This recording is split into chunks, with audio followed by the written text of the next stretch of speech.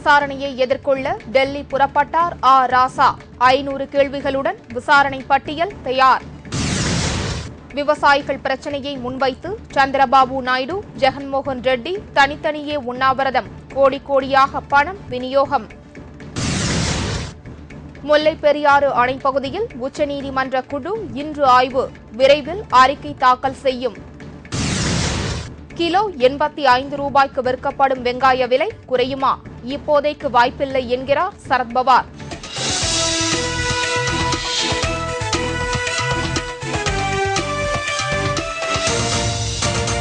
வணக்கம். விரிவான செய்திகள். ஸ்பெக்ட்ரம் ஊழல் விசாரணையை எதிர்கொள்ள முன்னாள் மத்திய அமைச்சர் ராசா இன்று புதுடெல்லி புறப்பட்டு சென்றார். ஸ்பெக்ட்ரம் அலைக்கற்றை உரிமம் வழங்கியதில் 1,75,000 கோடி ரூபாய் அரசுக்கு இழப்பு ஏற்பட்டதை தொடர்ந்து இந்த ஊழல் குறித்து உச்சநீதிமன்ற உத்தரவுப்படி சிபிஐ விசாரணை நடத்தி வருகிறது. முன்னாள் மத்திய அமைச்சர், பெண் இடைத்தரகர் நீரா ராடியா மற்றும் தொலைத்தொடர்புத்துறை அதிகாரிகள் ஆகியோரை விசாரிக்க சிபிஐ ஏற்கனவே நோட்டீஸ் அனுப்பியுள்ளது. நீரா ராடியாவுடன் புதுடெல்லியில் இன்று விசாரணை நடைபெற்றது என்று சிபிஐ அதிகாரிகள் அறிவித்துள்ளனர். தொலைத்தொடர்புத்துறை அமைச்சக அதிகாரிகளிடம் விசாரணை முடிந்து இருக்கிறது. முன்னாள் அமைச்சர் ராசாவிடம் புதுடெல்லியில் இன்னும் 2 தினங்களில் சிபிஐ விசாரணை நடத்த இருக்கிறது. அதற்காக அவர் இன்று புதுடெல்லிக்கு புறப்பட்டு சென்றார். ராசாவை விசாரிப்பதற்காக சிபிஐ அதிகாரிகள் 500 கேள்விகள் கொண்ட பட்டியலை தயாரித்துள்ளனர். விசாரணையின் போது அவர் தன்னுடன் வழக்கறிஞர் குழுவையும் அழைத்து செல்ல விரும்புகிறார். அதற்கு சிபிஐ அனுமதிக்குமா என்பது தெரியவில்லை. ஆந்திராவில் நடைபெறும் எதிர்க்கட்சிகள் உண்ணாவிரத போராட்டங்கள் பொதுமக்களால் வேடிக்கையாக கருதப்படுகின்றன. தனி தெலுங்கானா கேட்டு தெலுங்கானா ராஷ்டிரிய சமிதி கட்சி தலைவர் சந்திரசேகர ராவ் உண்ணாவிரத போராட்டம் நடத்தினார். இதற்கு அவர் பெருமளவில் பணம் செலவிட்டு ஆள் திரட்டியதாக அப்போது கூறப்பட்டது. மழை வெள்ளத்தால் பாதிக்கப்பட்ட மக்களுக்கு அதிக நிவாரண உதவி அளிக்க வேண்டும் என்று கேட்டு ஹைதராபாத்தில் தெலுங்கு தேச கட்சி தலைவர் சந்திரபாபு நாயுடு 5 நாட்களுக்கு முன்பு உண்ணாவிரத போராட்டத்தை தொடங்கினார். இதற்கு நல்ல வரவேற்பு இருந்தது. உண்ணாவிரதம் இருந்த சந்திரபாபு நாயுடு போலீசாரால் வலுக்கட்டாயமாக தூக்கிச் செல்லப்பட்டு மருத்துவமனையில் சேர்க்கப்பட்டார். இந்த நடவடிக்கை அங்கு பெரும் பரபரப்பை ஏற்படுத்தியது. இதை பார்த்த ஒய்எஸ்ஆர் காங்கிரஸ் தலைவர் ஜெகன்மோகன் ரெட்டி இன்று விஜயவாடாவில் உண்ணாவிரதம் இருக்க தொடங்கினார். இவர் தனது உண்ணாவிரத போராட்டத்தை பரபரப்பாக நடத்தி காட்டுவதற்காக 10 கோடி ரூபாய் செலவிட்டதாக மதிப்பிடப்படுகிறது. விவசாயிகளுக்கு என போராட்டம் என்ற பெயரில் இவர்கள் கோடி கோடியாக செலவிட்டு தங்களது பண பலத்தையும் ஆண் பலத்தையும் நிரூபிப்பதில் மட்டுமே குறியாக உள்ளனர். முல்லைப் பெரியாறு அணைக்கு அருகே புதிய அணை கட்டுவது தொடர்பாக அமைக்கப்பட்ட ஆய்வர் குழு இன்று தனது ஆய்வுப் பணிகளை தொடங்கியது. முல்லைப் பெரியாறு அணைக்கு அருகே புதிய அணை கட்ட கேரள அரசு தீவிரம் காட்டி வருகிறது. இதற்கு தமிழக அரசு எதிர்ப்பு தெரிவித்து வந்தது. கேரள மாநில அரசின் இந்த திட்டத்தை எதிர்த்து பல்வேறு அமைப்புகள் போராட்டம் நடத்தி வந்தன. இதுகுறித்து உச்சநீதிமன்றத்தில் தொடரப்பட்ட வழக்கை தொடர்ந்து புதிய அணை கட்டுவது குறித்து ஆய்வு செய்ய ஆய்வர் குழு ஒன்று அமைக்கப்பட்டிருந்தது. இந்த நிபுணர் குழு பெரியார் அணை பகுதியில் இன்று தனது ஆய்வை தொடங்கியது. சேகரிக்கப்பட்ட ஆய்வு முடிவுகள் விரைவில் மத்திய அரசிடம் தாக்கல் செய்யப்பட உள்ளது. வெங்காயம் உள்ளிட்ட சில காய்கறிகளின் விலை உயர்வு நாட்டு மக்களை பெரிதும் வாட்டி வதைக்கிறது. சமீப காலம் வரை கிலோ 18 ரூபாய்க்கு விற்பனையான 1 கிலோ வெங்காயம் இன்றைய விலை 85 ரூபாய். நம் நாட்டில் உற்பத்தியாகும் உயர்ந்த ரக வெங்காயம் பல்வேறு நாடுகளுக்கும் ஏற்றுமதி செய்யப்படுகிறது. வெளிநாட்டினர் இதை ஆர்வத்தோடு இறக்குமதி செய்கிறார்கள். விலை உயர்வால் வெங்காய ஏற்றுமதி தடை செய்யப்பட்டுள்ளது. சென்னையில் 1 கிலோ வெங்காயம் 85 ரூபாயாகவும் டெல்லியில் 70 ரூபாயாகவும் விற்பனையாகிறது. இதேபோல் மகாராஷ்டிரா, சண்டிகர் போன்ற நகரங்களிலும் வெங்காயம் விலை உயர்ந்துவிட்டது. சமீபத்தில் நாடு முழுவதிலும் பெய்த பலத்த மழை காரணமாக வெங்காய பயிர்கள் அழுகிவிட்டது.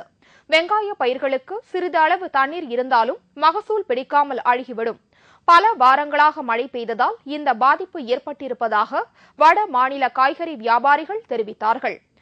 अचानक बरसात हुई बिना मौसम की, उसके लिए कांदा जो है बहुत सड़ गया खेती में, और जहां पर 40 बोरी कांदा निकलना चाहिए वहां 4 बोरी कांदा निकला है। यानी उत्पादन जो है 10% हुआ है।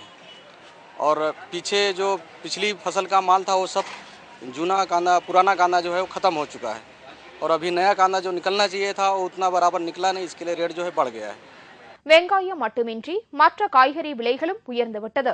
வெங்காயத்தின் விலையை தொடர்ந்து சில வாரங்களுக்கு இப்படித்தான் இருக்கும் என்றும் விலை குறைய சில வாரங்கள் ஆகும் என்றும் மத்திய உணவுத்துறை அமைச்சர் சரத்பவார் தெரிவித்தார். புதுடெல்லி வந்துள்ள ரஷ்ய அதிபர் மெத்வதேவ் அணுசக்தி உள்ளிட்ட 15 ஒப்பந்தங்களில் இன்று கையெழுத்திடுகிறார். இந்தியா ரஷ்யா இடையேயான 11வது உச்சிமாநாடு புதுடெல்லியில் இன்றும் நாளையும் நடைபெறுகிறது. இந்த உச்சிமாநாட்டில் கலந்து கொள்ளும் அதிபர் மெத்வதேவ் பிரதமர் மன்மோகன் சிங்கை சந்தித்து பேசுகிறார். சந்திப்பின் போது தீவிரவாதம் மற்றும் இருநாட்டு உறவுகள் குறித்தும் அவர்கள் விவாதிக்கின்றனர். அணுசக்தி, வர்த்தக மேம்பாடு, பொருளாதார வளர்ச்சி, இந்தியாவும் ரஷ்யாவும் இணைந்து 5ஆம் தலைமுறை போர் விமானங்களை தயாரிப்பது, போர் ஒத்திகை, ஆயுத பரிமாற்றம், துப்பறியும் ஒப்பந்தங்கள் மற்றும் கூடங்குளம் அணுமின் நிலையத்தின் 3வது மற்றும் 4வது பிரிவு பணிகளை விரைந்து முடிப்பது உள்ளிட்ட 15 ஒப்பந்தங்களில் பிரதமர் மன்மோகன் சிங்கும் மெத்வதேவும் கையெழுத்திடுகிறார்கள். ஸ்பெக்ட்ரம் விவகாரம் தொடர்பாக நாடாளுமன்ற பொது கணக்கு குழு முன்பு ஆஜராக தயார் என்று பிரதமர் மன்மோகன் சிங் கூறியதை ஏற்க முடியாது என்று பாஜக கூறியிருப்பதற்கு மத்திய அமைச்சர் கபில் சிபல் கண்டனம் தெரிவித்துள்ளார். ஸ்பெக்ட்ரம் ஊழல் விவகாரம் குறித்து நாடாளுமன்ற கூட்டுக்குழு விசாரணை நடத்த வேண்டும் என்று பாஜக உள்ளிட்ட எதிர்க்கட்சிகள் வலியுறுத்தி வருகின்றன. இதற்கு மத்திய அரசு மறுத்து வருகிறது. இந்த நிலையில் புதுடெல்லியில் நடந்த காங்கிரஸ் கட்சி மாநாட்டில் பேசிய பிரதமர் மன்மோகன் சிங் இந்த விவகாரம் குறித்து நாடாளுமன்ற பொது கணக்கு குழு முன்பு ஆஜராக தயார் என்று குறிப்பிட்டார். பிரதமரின் இந்த முடிவை ஏற்க முடியாது என்றும் நாடாளுமன்ற கூட்டுக்குழு அமைக்கப்பட வேண்டும் என்பதில் பாஜக உறுதியாக இருப்பதாகவும் அக்கட்சியின் செய்தி தொடர்பாளர் பிரகாஷ் ஜவடேகர் கூறியுள்ளார்.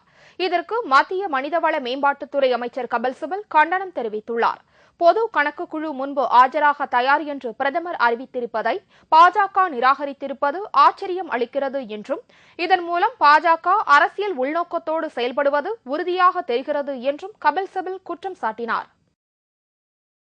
பட்டதாரிகள் மற்றும் ஆசிரியர் தொகுதிகளில் இறுதி வாக்காளர் பட்டியல் ஜனவரி 20ஆம் தேதி வெளியிடப்படுகிறது. தமிழ்நாடு சட்ட மேலவைக்கான தேர்தல் விரைவில் நடைபெறவுள்ளது. இந்நிலையில் மாநில தலைமை தேர்தல் ஆணையர் பிரவீன்குமார் வெளியிட்டுள்ள செய்திக்குறிப்பில் தமிழ்நாடு சட்ட மேலவை மற்றும் ஆசிரியர் தொகுதிகளின் வரைவு வாக்காளர் பட்டியல்கள் கடந்த 22ஆம் தேதி வெளியிடப்பட்டதாக குறிப்பிட்டுள்ளார். பட்டதாரிகள் தொகுதிகளின் வரைவு வாக்காளர் பட்டியலில் 3,13,648 வாக்காளர்களும், ஆசிரியர் தொகுதிகளில் 70,923 வாக்காளர்களும் இடம்பெற்றிருப்பதாக அவர் தெரிவித்துள்ளார். இரு தொகுதிகளின் வாக்காளர் பட்டியல்களில் பெயர் சேர்த்தல், நீக்குதல், திருத்துதல் ஆகியவற்றிற்காக சுமார் 5 லட்சம் விண்ணப்பங்கள் பெறப்பட்டுள்ளதாக பிரவீன்குமார் தெரிவித்துள்ளார். பெறப்பட்ட விண்ணப்பங்கள் பரிசீலனையில் உள்ளதாகவும் இந்த தொகுதிகளின் இறுதி வாக்காளர் பட்டியல்கள் ஜனவரி 20ஆம் தேதி வெளியிடப்படும் என்றும் மாநில தலைமை தேர்தல் ஆணையர் பிரவீன்குமார் அந்த செய்திக்குறிப்பில் தெரிவித்துள்ளார். போக்குவரத்து தொழிலாளர்களின் ஊதிய உயர்வு குறித்த பேச்சுவார்த்தை வரும் புதன்கிழமை வரை ஒத்திவைக்கப்பட்டுள்ளது. அரசு போக்குவரத்து கழக தொழிலாளர்களின் ஊதிய உயர்வு உட்பட 8 அம்ச கோரிக்கைகள் குறித்து அங்கீகரிக்கப்பட்ட தொழிற்சங்கமான தொழிலாளர் முன்னேற்ற சங்கத்துடன் பேச்சுவார்த்தை நடைபெற்று வருகிறது. தொழிலாளர்களுக்கு 40% ஊதிய உயர்வு வழங்க வேண்டும், ஒரு பேருந்து தொழிலாளர்களின் எண்ணிக்கையை 6.5 என்ற விகிதத்தில் இருந்து 7.5ஆக உயர்த்த வேண்டும் என்ற கோரிக்கையை முன்வைத்துள்ளனர். இந்த நிலையில் 2ஆம் கட்ட பேச்சுவார்த்தை சென்னை தரமணையில் உள்ள சாலை போக்குவரத்து நிறுவன வளாகத்தில் திங்கட்கிழமை நடைபெற்றது. அந்த பேச்சுவார்த்தையில் எந்த முடிவும் எட்டப்படவில்லை. இதனை அடுத்து டிசம்பர் 22ஆம் தேதிக்கு பேச்சுவார்த்தை ஒத்திவைக்கப்பட்டுள்ளதாக அரசுத்துறை வட்டாரங்கள் தெரிவித்தன.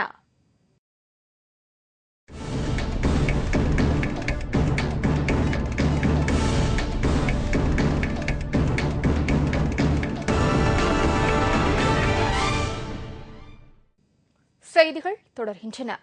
தென்கொரியாவுக்கும் வடகொரியாவுக்கும் மோதல் வலுத்து வருகிறது. வடகொரியாவிற்கு தென்கொரிய அமைச்சர்கள் கடும் எச்சரிக்கை விடுத்துள்ளனர். இந்த இரு நாடுகளுக்கும் அருகில் உள்ள ஒரு தீவை சொந்தம் கொண்டாடுவதில் அவர்களுக்குள் மோதல் ஏற்பட்டுள்ளது. சமீபத்தில் தென்கொரிய கப்பல் ஒன்றை வடகொரியா கடற்படை குண்டு வீசி கடலில் மூழ்கடித்தது. இதனை அடுத்து இரு நாடுகளுக்கும் இடையே மோதல் நிலைமை அதிகரித்து வருகிறது. வடகொரியா தொடர்ந்து ஆத்திரமூட்டும் செயலில் ஈடுபட்டால் பதில் தாக்குதல் நடத்தப்படும் என்று தென்கொரிய பாதுகாப்பு அமைச்சர் கிம் கிவான் ஜின் எச்சரித்துள்ளார். 북측이 또다시 연평도 포사격 도발 같은 불법적인 군사 도발을 감행해 올 경우 우리는 즉각 강력하고 단호하게 응징할 것입니다. இதனிடையே கொரியாவில் பதற்றத்தை தணிக்க ஐநா சபை கூட்டத்தை உடனே கூட்ட வேண்டும் என்று ரஷ்யா வலியுறுத்தியுள்ளது. வன்முறை நிரம்பிய மெக்சிகோ நாட்டில் முக்கிய அரசியல் கட்சியைச் சேர்ந்த பிரமுகர் ஒருவர் தீவிரவாதிகளால் கடத்தப்பட்டு 7 மாதங்களுக்கு பின் விடுவிக்கப்பட்டுள்ளார். மெக்சிகோ தேசிய செயல் கட்சியின் பிரமுகர் டிக்கோ பெர்னாண்டஸ் தீவிரவாதிகளால் கடத்தப்பட்டு சிறை வைக்கப்பட்டார். விடுதலை செய்யப்பட்ட அவர் செய்தியாளர்களிடம் பேசுகையில் இன்னும் பலர் இதுபோல் பிடித்து வைக்கப்பட்டிருப்பதாக தெரிவித்தார். Sin rencores, sin resentimientos, mirando para adelante y con el ánimo de que este país pronto supere tanta violencia que flagela a millones de seres humanos. No es este caso mío por ningún motivo más importante. பணத்துக்காக ஆள்கடத்திச் செல்லும் கும்பல் டிக்கோ பெர்னாண்டஸை கடத்திச் சென்று இருக்கக்கூடும் என்று கருதப்படுகிறது. பொதுவாக இவ்வாறு கடத்திச் செல்லப்படுபவர்களை தீவிரவாதிகள் கொன்றுவிடுவதுண்டு. இவரை மட்டும் விடுதலை செய்துள்ளனர். ஈரான் நாட்டில் இன்று அதிகாலை ஏற்பட்ட நிலநடுக்கத்தில் பலத்த சேதம் ஏற்பட்டுள்ளது. இதில் 5 பேர் வரை உயிரிழந்திருக்கலாம் என்று அதிகாரிகள் தெரிவித்தார்கள். ஈரான் நாட்டின் கேர்மன் மாகாண பகுதியில் இன்று அதிகாலை நிலநடுக்கம் ஏற்பட்டது. இதனால் ஏராளமான வீடுகள் தரைமட்டமாயின. பலர் வீடு இழந்து தவிக்கிறார்கள். 5 பேர் இறந்ததாக தகவல் வந்துள்ளது என்று ஈரான் தலைநகர் டெஹ்ரானில் அதிகாரிகள் தெரிவித்தார்கள். நிலநடுக்கம் ஏற்பட்ட கேர்மன் பகுதிகளில் மீட்புப் பணிகள் நடைபெறுகின்றன. முன்னாள் விளையாட்டு வீரர் முரளிக்குட்டன் மாரடைப்பு காரணமாக உயிரிழந்தார். முரளிக்குட்டன் உயிரிழந்த அதே தருவாயில் அவரது மகன் சுஜித் குட்டன் மாநில அளவிலான போட்டியில் வெற்றி பெற்றது குறிப்பிடத்தக்கது. இந்தியா சார்பில் ஒலிம்பிக்ஸ் போட்டிகளில் பங்கேற்றவர் கேரளாவைச் சேர்ந்த முரளிக்குட்டன். இவரது மகன் சுஜித் குட்டன் வளர்ந்து வரும் இளம் விளையாட்டு வீரர். மாநில அளவிலான போட்டிகளில் கலந்து கொள்வதற்காக சுஜித் திருவனந்தபுரம் சென்றிருந்தார். கேரள மாநிலத்தின் சாம்பியன்ஷிப் பட்டத்தை வெல்ல சுஜித் ஓடி முடித்தவுடன் அவர் தந்தை மறைந்த செய்தி அவருக்கு தெரிவிக்கப்பட்டது. மாநில அளவில் சாம்பியன் பட்டத்தை வென்ற மகிழ்ச்சியை விழுங்கியது தந்தையை இழந்த துக்கம். மரணமடைந்த முன்னாள் வீரரும் சுர்ஜித் தந்தையுமான முரளி பல்வேறு சர்வதேச அளவிலான போட்டிகளில் பங்கேற்றவர். இவரது மனைவி மெர்சி குட்டனும் முன்னாள் விளையாட்டு வீராங்கனை ஆவார். மாரடைப்பால் உயிரிழந்த முரளி குட்டனுக்கு அஞ்சலி செலுத்த முன்னாள் ஓட்டப்பந்தய வீராங்கனை PT உஷா உள்ளிட்ட வீரர் வீராங்கனைகள் பலர் மருத்துவமனைக்கு சென்றுள்ளனர். முரளி குட்டனின் இறுதிச் சடங்குகள் வரும் திங்கட்கிழமை நடைபெறவுள்ளன. இத்துடன் செய்திகள் நிறைவடைந்தன. தலைப்புச் செய்திகள் மாலை 6 மணிக்கு. உங்கள் பிரச்சினைகளுக்கு உடனடி தீர்வு காண 300134 600 என்ற கேப்டன் டிவியின் தொலைபேசி எண்ணுக்கு தொடர்பு கொள்ளுங்கள். வணக்கம்.